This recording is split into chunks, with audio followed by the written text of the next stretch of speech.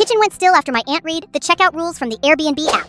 By the second morning of the trip, everybody was already acting like the lake house had feelings. It was one of those renovated Michigan rentals built to look effortless.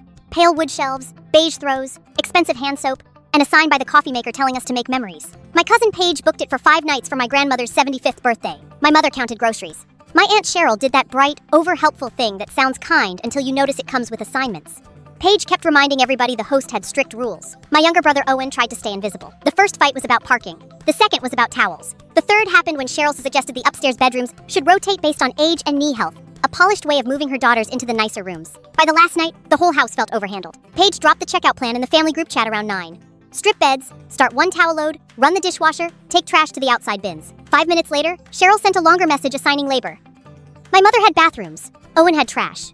I had sweeping and mopping the main floor because, according to Cheryl, I was good at noticing details. That was not a compliment. I messaged Paige privately and asked whether this was the host list or Cheryl's director's cut.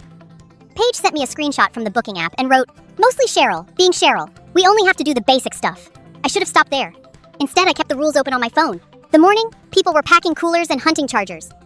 Cheryl stood in the kitchen with coffee in one hand and started issuing orders. Nobody leaves until the floors are done. Nobody leaves dirty mirrors.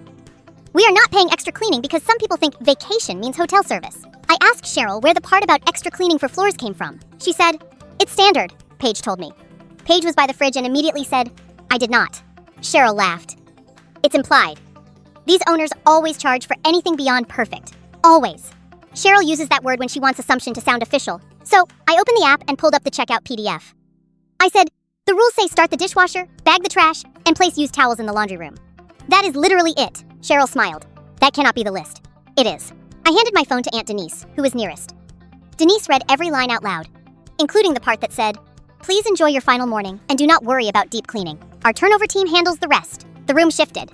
My mother set down the bathroom spray. Owen laughed once into his coffee. Paige looked relieved, which irritated me because it meant she had also been letting Cheryl run everybody just to avoid conflict. Cheryl tried to recover by saying she was only protecting Paige from fees since the booking was under her name. But everybody had already heard the tone she was using before the app showed up. It was not concern, it was command. Then Denise asked, "So why were you assigning people bathrooms?" Nobody rescued Cheryl after that. Cheryl said she was trying to keep standards high. Paige said, "I would rather risk a cleaning fee than get bossed around over rules that do not exist." That ended it. After that, people cleaned, normally.